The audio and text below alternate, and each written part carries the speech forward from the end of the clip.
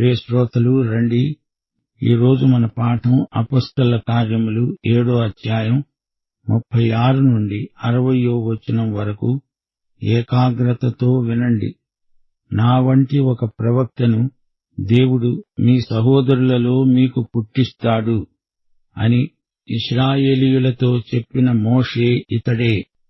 సీనాయి పర్వతము మీద తనతో మాట్లాడిన దేవదూతతో, మన పితరులతో అరణ్యములోని సంఘమందుండి మనకివ్వటానికి జీవవాక్యములను తీసుకున్నవాడు ఇతడే.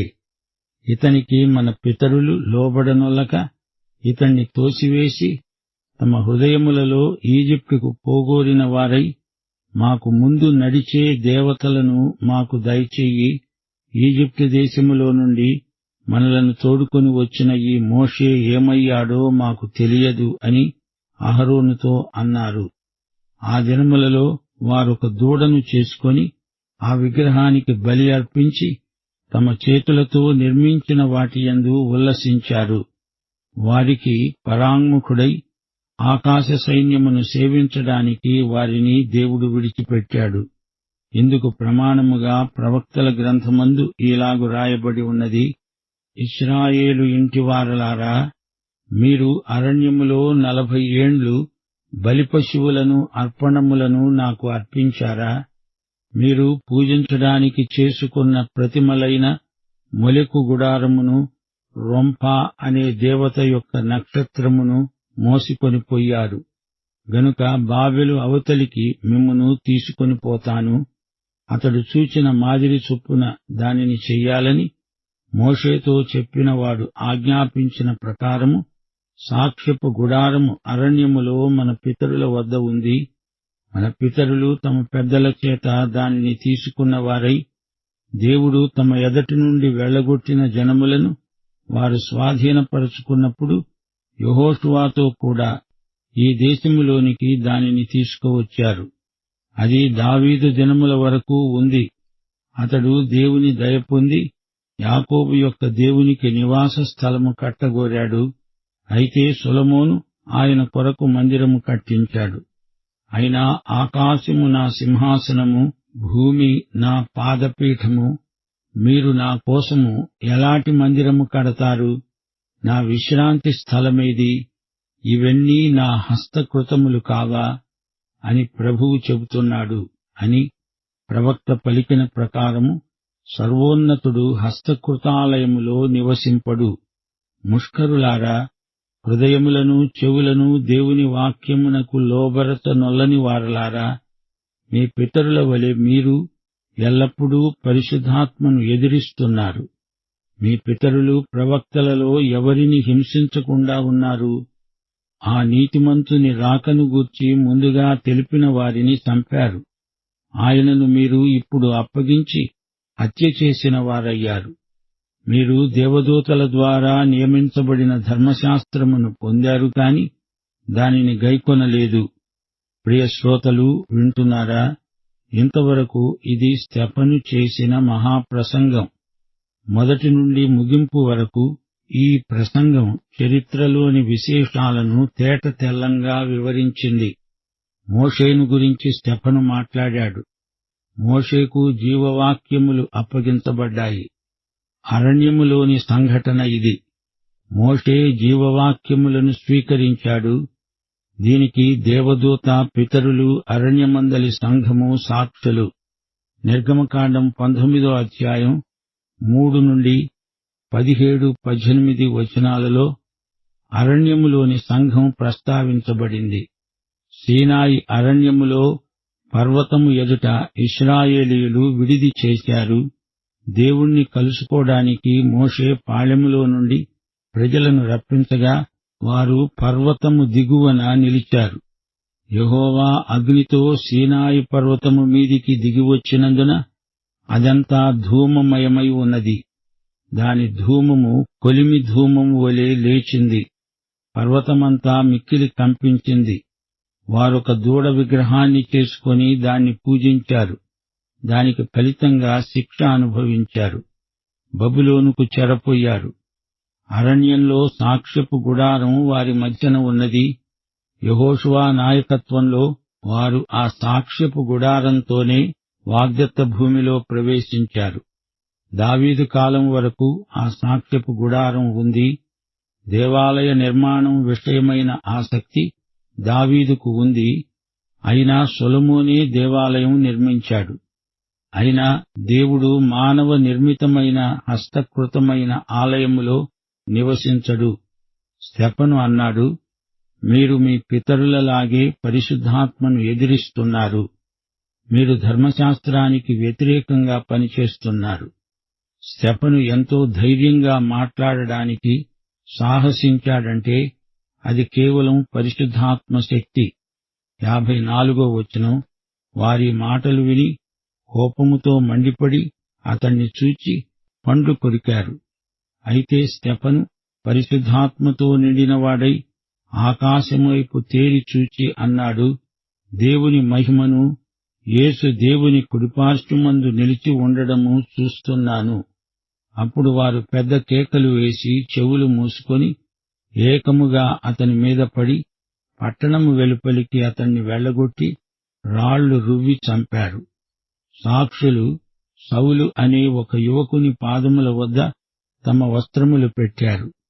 ప్రభువును గూర్చి మొర్రపెడుతూ, యేసు ప్రభూ, నా ఆత్మను చేర్చుకొనుమని స్తెఫను పలుకుతూ ఉండగా వారు అతణ్ణి రాళ్లతో కొట్టారు.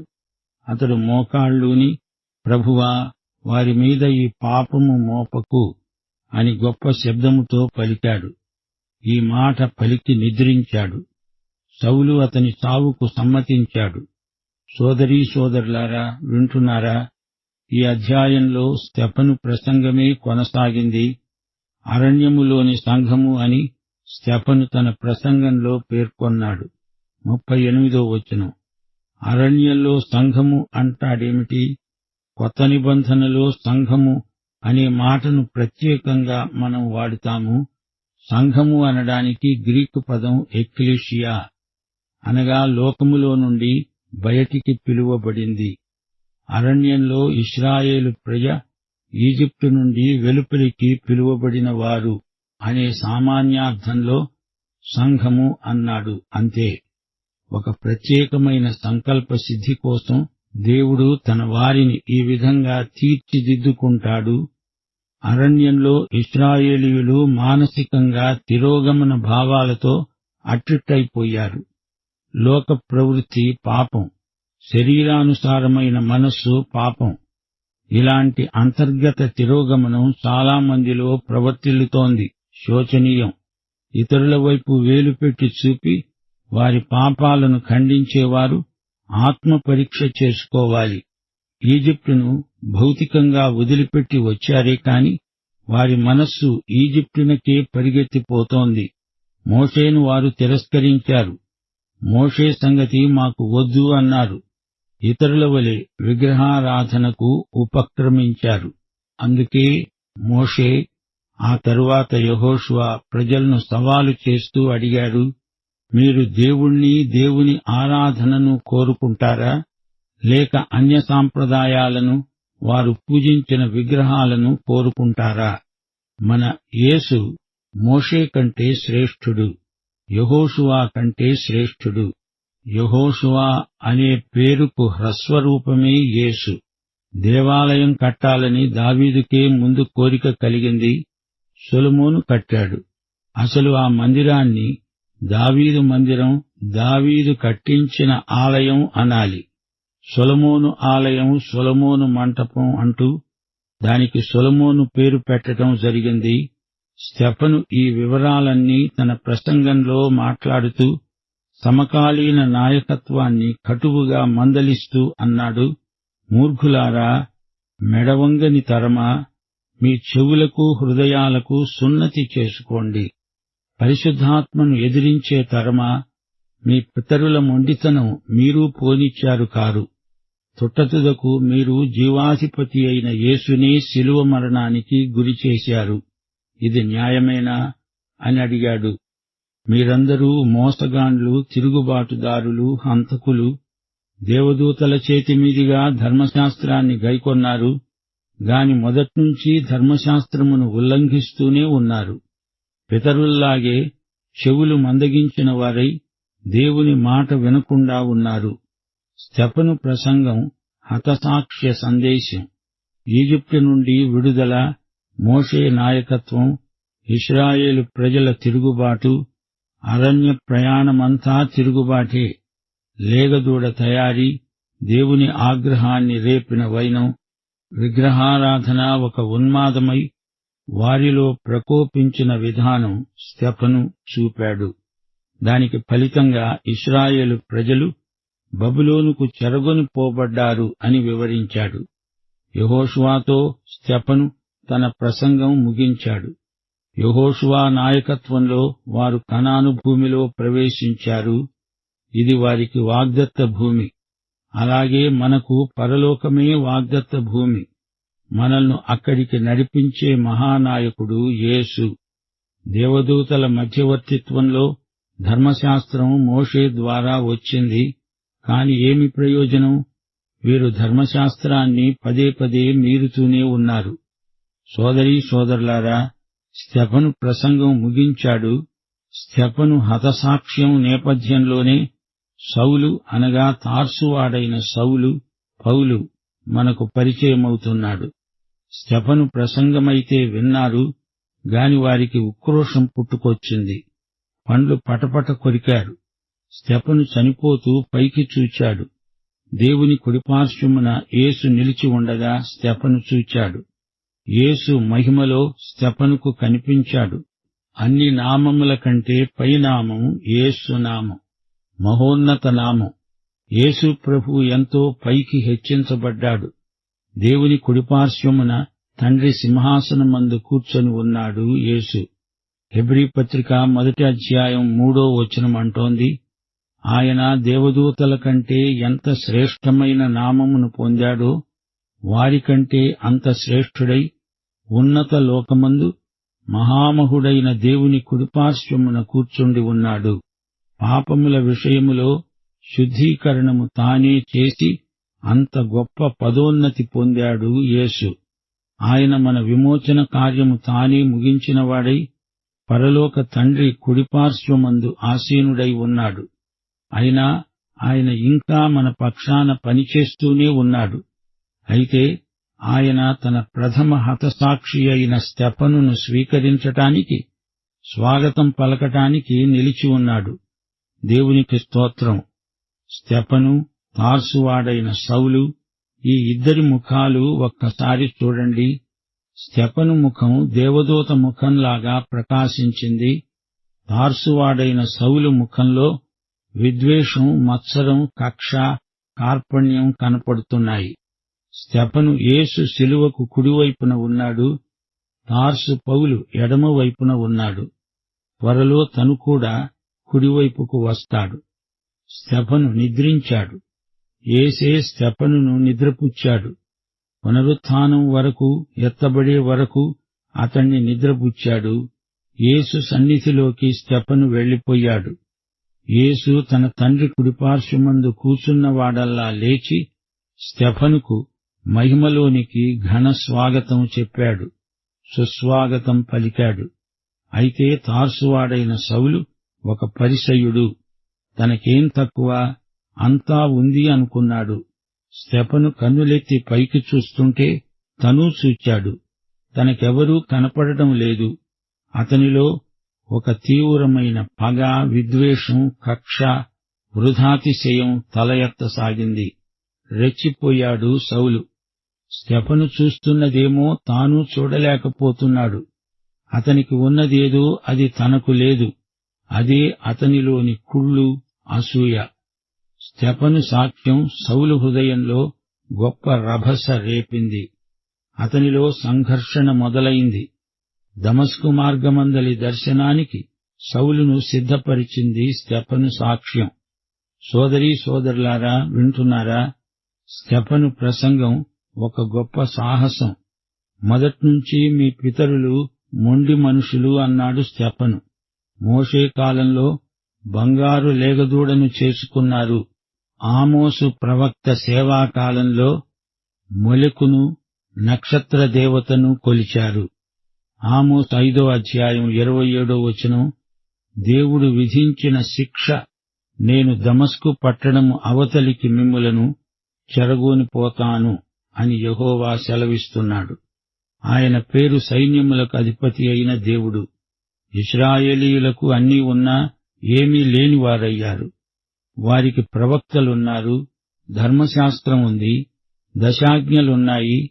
అయినా వారి అవిధేయత వల్ల, తిరుగుబాటు వల్ల వారు తమ దేవునికి దూరమయ్యారు.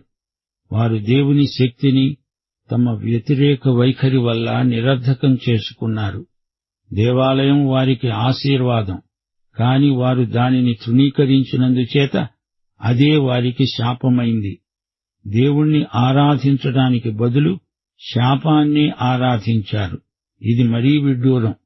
సమస్త లోకానికి ఆయన ప్రభువు, కేవలం యెరూషలేముకు మాత్రం కాదు, అన్ని జాతులకు, అన్ని రకాల ప్రజలకు ఆయన దేవుడు. అందరినీ తన వైపునకు ఆయన ఆకర్షించుకోవాలి. మొదట ఇశ్రాయేలును ఏర్పరచుకున్నాడు. పూర్వీకులు గతంలో ప్రవక్తలను చంపారు. ఇప్పుడు వారు మెస్సీయాని హత్య చేశారు.